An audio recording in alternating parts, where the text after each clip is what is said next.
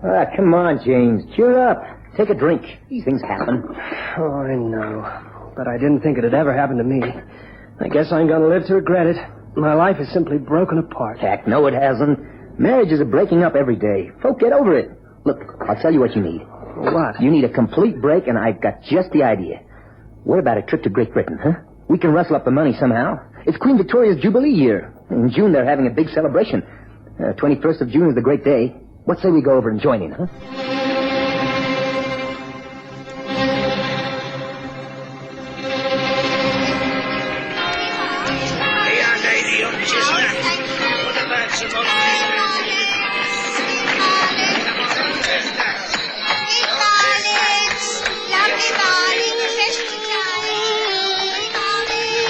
We present the stories of Sherlock Holmes.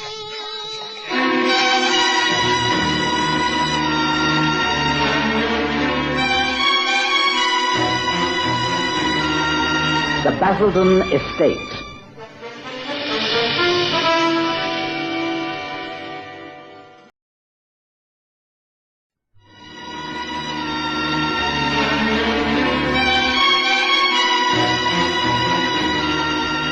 It was 1887, Queen Victoria's Jubilee year, and the spring was quite perfect. The days were sunny and bright. Daffodils bloomed in the parks as workmen became busy cleaning statues and public buildings, and London began to wear a festive air. Sherlock Holmes had just returned from the capitals of Europe, where he'd been working on a case of international importance. He was extremely pleased to be back home and sat for long hours at our windows in Baker Street, looking down at the traffic and the people in the street below. I must admit, it's very pleasant to be back in London and surrounded by all the old familiar things, Watson. One tries not to apply sweeping statements and generalization about other nationalities, but the fact is that the Germans are heavy and humorless, the Italians are excitable, and the French unpredictable. The French women do dress better than others, and they can make a wonderful meal out of hardly anything at all. I'm glad your stay on the continent makes you appreciate the English, Holmes. Personally, I'm never really happy when I'm abroad. America, perhaps is acceptable. Even there, I feel out of place. It's a vast and interesting country, but for the observant, Americans are quite easy to pick out in a crowd. For instance, Watson, the lady across the road who has just paid off the cabbie of that hansom. Now, she could well be one of our American cousins. Uh-huh. What makes you say that? Well, she's unfamiliar with the currency, you see. The cabbie had to show her which coins were which, so she doesn't live in England. Yet she conversed with him fluently enough, which shows that they've been talking in English. She's smartly and expensively dressed, but she's carrying a large buckskin bag instead of the conventional British handbag. It's attached to a length of rawhide carried from the shoulder. When I was in America last year, I saw many women with those bags. I've never seen an English woman use one. She's looking at the numbers of the houses. I think, Watson, we're about to have a visitor. What's the betting against her being an American lady? Well, she looked quite English to me, but Holmes was right about her visiting us. She walked up the steps with a confident air. The doorbell rang. I remembered it was Mrs. Hudson's day off, so I went down and opened the door. I found myself looking into an amazingly bright pair of blue eyes. This, with a mass of black hair over an oval face and gentle smile, created as lovely a picture as I'd seen that spring. She requested an interview with Holmes in a soft American accent. So, Holmes was right again. Up in our sitting room, she introduced herself. My name is Charlotte Braselton. I'm from Boston, the USA. I must thank you very much, Mr. Holmes, for granting me this interview without an appointment. It's my pleasure. You found me at an unusual time. I have nothing important to work upon. I take it that you wish to ask my advice upon some matter of importance. A delicate matter that requires a discreet inquiry, perhaps? Oh, that is quite correct. I am unfamiliar with such procedures in this country. I have, of course, heard of you, and I know that while you have often worked with the police, you are not part of them, and so anything I say will not be repeated. I am most anxious to avoid a scandal. You see, nothing criminal has happened, at least so far. Oh, please, I understand. Tell me what's troubling you. From the very beginning, when your anxieties started, try not to leave anything out, even though it may seem very unimportant. Very well. But it is hard to say when I began to worry. You see, the position is this. My husband is heir to a large estate. He's the great-nephew of Lucas C. Braselton, the Texas cattle millionaire. L.C., as he is popularly known by, has never married. He is now a very old man and quite ill. He has no near relatives except my husband James and another great-nephew, Philip. Philip has proved himself just a no-good. He's a wastrel, a knockabout. What we call smart aleck. In fact, the very reverse of my husband. I see. Carry on. Oh, James is a very independent man. When young, he scorned Elsie's wealth and influence and went off to Australia to make his own way. The family lost touch with him, so much so that they assumed he was dead. During this time, Philip led a life of ease and luxury. He got into debt, but his prospects were extremely good. He was to inherit Elsie's vast estate. He went to a moneylender and raised a huge sum of money. He speculated, and with his usual carelessness, lost most of it. And then your husband returned from the dead, as it were? Quite. You realize what this means, Mr. Holmes? Oh, yes. Being the eldest and nearest, he's able to claim the estates when Lucas C. Braselton dies. Phillips will be out in the cold, and the moneylender will have absolutely no chance of getting that vast sum, plus interest, back again. So this means, between the moneylender and his money, there only stands your husband's life. Proceed, please. Well, old Elsie is very ill. The doctors hold out very little hope. And, well, the fact is that I am convinced that during the next few days, an attempt will be made upon my husband's life. And the attempt will be made here, in London. Your husband is in London. You know where he's staying? No, but he is here. He came over with a man called Peter Cottrell. Peter Cottrell is in the pay of Amos Feltman, the moneylender. James does not know this. He thinks Peter is a good friend. When James and I agreed to separate, Peter saw his chance. He comforted James and suggested this trip to England. Since I left my husband, I have found out many things. One is that Peter Cottrell stands to gain $20,000 if the estate goes to Philip and not James. In other words, $20,000 is the blood money the moneylender will pay him to kill James. I see. And James thinks Peter is his best friend. A very nasty trap. But forewarned is forearmed. All we have to do is to find your husband. Have you any means of identification? Oh, I have a photograph of my husband. It is here in my bag. Here it is. And on the back is his name and address in Boston. That is our old address. I am staying at the Westbury Hotel in New Bond Street. You can reach me there anytime. Please, Mr. Holmes, you will see what you can do to help me, won't you? Very well, Mrs. Braselton. I will try to help you. Thank you. I would stress the fact that I don't wish the police or the newspapers to know about this. It would create a dreadful scandal, and that would easily find its way back to the States. I quite understand. I shall see what I can do. Now, may I offer you coffee before my friend Watson calls a cab to take you back to your hotel? Have no fear. We shall be in touch quite soon.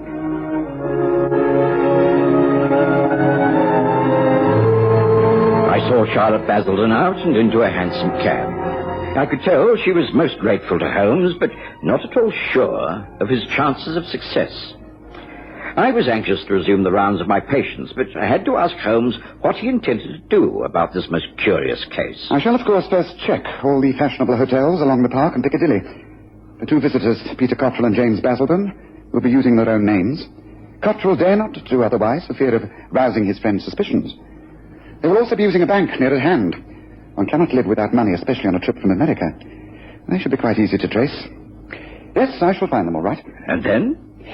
Then I think I shall take a stroll through Soho. If Peter Cottrell is over here with the express intention of killing his best friend, then he will not do the killing himself. He'll hire someone to do the job for him. And that is why I shall seek out our man known as Raoul the Ferret. Raoul the Ferret? Extraordinary name. Yes, he's an extraordinary man. I think I know just where to find him. Excuse me now, Watson. There's much work to do. Hey, watch it. Watch where you're going. Oh, it weren't my fault. You should keep your feet yourself. Oh, is that so? Now, you look here. If you want to make anything of it, let's get out of this crowd. Yes, that's not a bad idea, Raoul. I don't think we can talk very comfortably in this noise. Let's move down the side street. What, the wife? It isn't Mr. Sherlock Holmes? That's correct. I haven't seen you for some months. Are you busy? So, Holmes. Why? I can accommodate you if it's worthwhile, of course. What's it this time? Information? Of course. I've reason to believe that an American gentleman by the name of James Braselton is about to meet his end here in London. He's staying at the Grosvenor House Hotel with another American, Peter Cottrell. Cottrell is the man who is behind the assassination. He must be looking for someone to do the job. Heard any rumors, Warren? None at all. Well, I could ask a few questions. I shall be very grateful, and my client will pay handsomely. Here, this is a photograph of the intended victim. Grosvenor House Hotel, you say? Yes, that's correct. But you'll have to move very quickly. In the inquiries I made this morning, the two men are due to leave for a tour of Scotland within the next 2 days. They're only booked in at the hotel until the day after tomorrow. I know that Cottrell went to his bank at noon today and changed $1,000 American into British sovereigns. Now, this would be the payment for the killing. Yeah, well, that sort of money talks, eh? Well, if there's any talking going on, I'll make sure I hear it. Don't worry, Mr. Holmes. If there's a job being planned, then I shall find out all about it. Good. But as I say, you must move fast. If Cottrell has the ready cash, and if they're moving out the day after tomorrow, then it's clear that the murder is planned for tomorrow night. Get to work, Raoul. Live up to your name. Ferret it out. And quick. I was extremely busy for the rest of that day and saw little of Holmes, who seemed quite preoccupied and didn't mention the Braselton estate case at all, even over breakfast the next morning. But at lunchtime, when I came back to Baker Street, there was a rather scruffy-looking man loitering around the steps of 221B. He inquired after Holmes and said his name was Raoul, and he had something of importance to impart. I knew immediately what it was about and showed him up to our rooms. There, over a tasty luncheon of bubble and squeak, Raoul the ferret told us all he'd uncovered. How's it to be tonight, Mr. Holmes? The man who's doing the job is Diggs Baker. He's known to have received 100 quid in advance, and the balance is when it's all over. Yes. Where and how, Raoul? Somewhere in Greek Street, outside one of the restaurants, I think. Which one? I don't know. Diggs is one of his favoured hangouts. A place known as Aristos. Is the most likely. Can't tell you the time either, but could be any time between 8 o'clock and midnight. Yes, I should imagine the later the better. I doubt if it'll be before 9. Good work, Raoul. Now, here is what I wish you to do. You will find someone to give you a hand, as this cannot be stopped without plenty of help. I need 3 men to create a street scene. Now, listen very carefully. Having enlisted these men, you will arrange to patrol Greek Street from 8 o'clock onwards. Station yourself outside Aristos, and I shall arrive to give you final instructions. Now, don't worry, there'll be no police interference and as little trouble as possible. Now, finish up the bubble and squeak. There's a lot for us to do. Watson, I take it that you will have completed your day's work by 6 o'clock and will be willing to join in the evening's activity? If you try to prevent me, there'll be trouble, Holmes. Good. Very well. We shall meet later, and from 7 o'clock onwards, we shall be outside the Grosvenor House Hotel. Yes, it could be a very long and quite dangerous evening, so both of you come prepared. I found it hard to concentrate upon my work for the rest of that afternoon. I simply couldn't see how Holmes could prevent an underworld crime of this magnitude without a sensation and perhaps bloodshed. However, I agreed to pocket my service revolver when we left Baker Street, and in the warmth of that April evening, I stood with Holmes opposite the Grosvenor Hotel. It was a good job the evening's so mild, Holmes. At least we can sit on one of the park benches without arousing curiosity. Yes, that is fortunate. But can't you tell me what to anticipate? I mean, what form do you think this murder plot will take? I can't say. I am, however, fairly sure that Peter Cottrell will not be actively involved. That means that James Braselton will somehow be lured into Soho. Yes, that's why we're watching, Watson. If only we knew what was taking place at this very moment between those two men, we should have a clearer idea of how to go about things. I'm only sure that Peter Cottrell is about to put his deadly plan into action. Braselton will, of course, not suspect a thing. I'm sorry that I have to go out straight away, James, but I must try to fix up this unexpected business with an export firm. Oh, I thought you'd done all that. Well, I couldn't finalize it till after hours. Look, it won't take long. Look, I have a table booked at Aristos for 8 o'clock. It's that great little place in Soho. You know, we went there a couple of nights back. Why don't you go there? I'll join you as soon as I fix things up. No, I can wait here. As a matter of fact, I don't care if we don't go out at all. Oh, come on. It's our last night in London until Jubilee Day, and then the city will be crowded. We can have a leisurely meal and maybe fix ourselves up with a couple of girls. There's some great lookers around Aristos. Oh, no, I kind of dislike that casual stuff.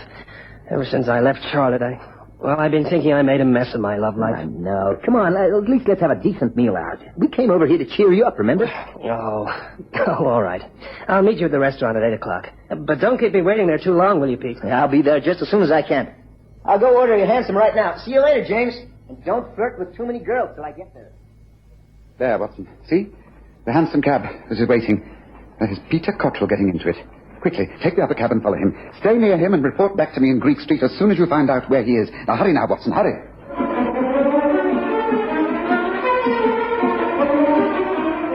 I did as I was told, and it was a most curious experience. For nearly an hour, my cabby followed Cottrell's hansom about the streets of London. Had I not known otherwise, I should have thought the man was simply on a sightseeing tour.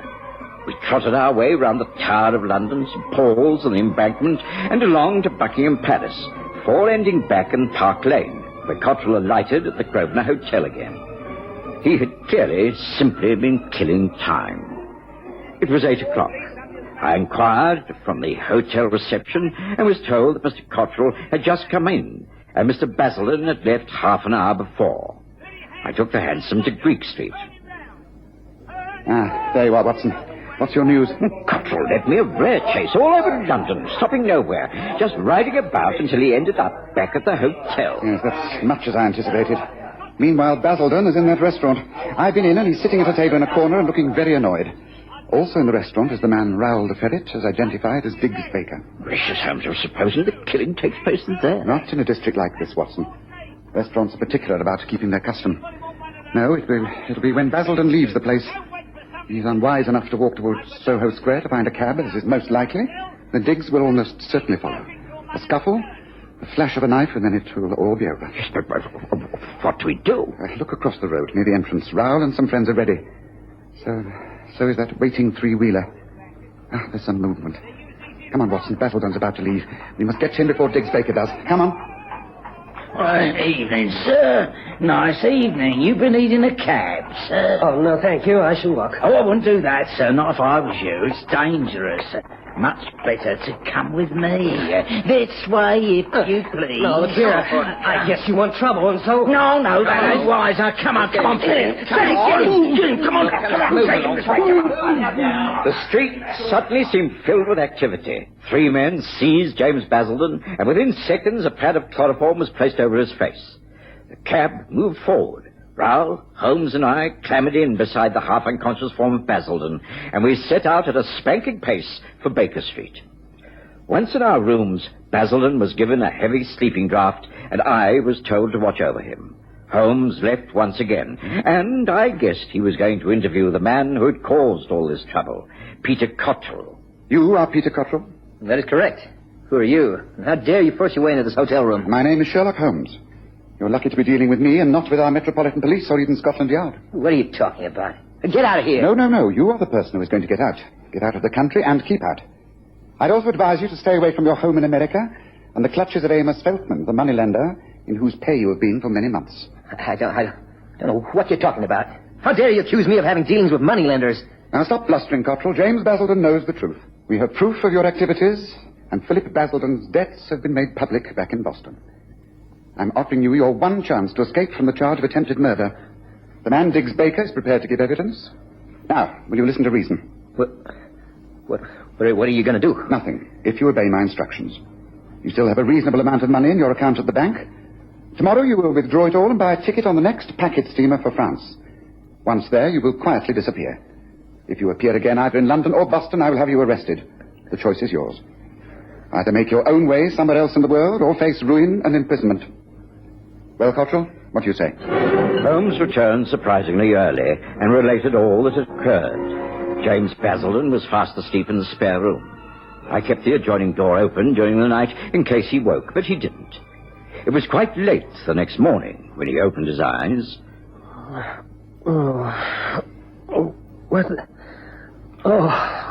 My head. Where the devil am I? You've woken up at last. That is good. How do you feel? Who the heck are you? What am I doing here? I haven't been asleep. I've been drugged. I remember now. I was in that restaurant in Greek Street. I came out and I was attacked. Now, I demand an explanation for it. How dare you hold me here against my will? You are not being held against your will. You have been brought here for your own good. There was a plot against you. You're a very lucky man, Mr. Braselton. Plot against me? What the devil are you talking about? And how'd you know my name? What does all this mean? I not only know your name, I know all about you. Your failed marriage, your dying uncle, your trip to Europe. I also know more about you than you know yourself. Stop talking nonsense. If I'm being held here against my will, then kindly order me a cab and let me return to my hotel. Perhaps my friend Peter Cottrell can sort this out. Your friend Peter Cottrell is not at the Grosvenor House Hotel. And you will be surprised to hear that he is not your friend, but your most deadly enemy. Now, Mr. Braselton, will you rise and don a dressing gown?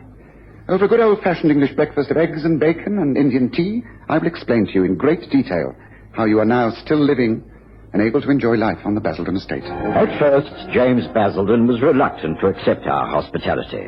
But he could see that neither Holmes nor I were the criminals he first took us to be. He was a very puzzled man as he sat at our dining table and toyed with breakfast, as Holmes went over the case from the very beginning. As Holmes told the tale, the skepticism gradually faded from Braselton's face, and an expression of wonderment grew in his eyes. The disbelief vanished when Holmes explained that his wife had brought the investigation about, and that it was through her love and loyalty that Cottrell's treachery had been exposed. I was forced to do a little bluffing in the end. Of course, I told Cottrell that I had proof of his dealings with Amos Feltman, the money dealer. I hadn't. I told him also that your cousin Philip's debts were well known. They aren't. I also told him that Diggs Baker was prepared to give evidence against him. He isn't. In fact, Diggs is getting off extremely well with £100 in cash for a crime he wasn't able to commit. Unfortunately, we cannot bring him to book. Not this time. But his type will be caught eventually. Before he does another killing, I hope. But if he goes free, at least you are free also. Mr. Holmes, Dr. Watson, if all you say is true, then I am forever in your debt. I owe you my life. It still seems quite incredible that Peter Cottrell could have, deceived me in such a fashion, but I suppose I have to face the facts. I guess I've been just plain stupid. I should have listened to my wife. Yes, I think you should. But she's still at the Westbury Hotel, not far from here. When you've finished your breakfast, perhaps you'd like to take a cab round there? I most certainly will. Thank you, again, both of you. Is there anything else I can do for you? Well, there is one thing. I guess I'll never get used to drinking tea. Do you think I might beg a cup of strong coffee before I go?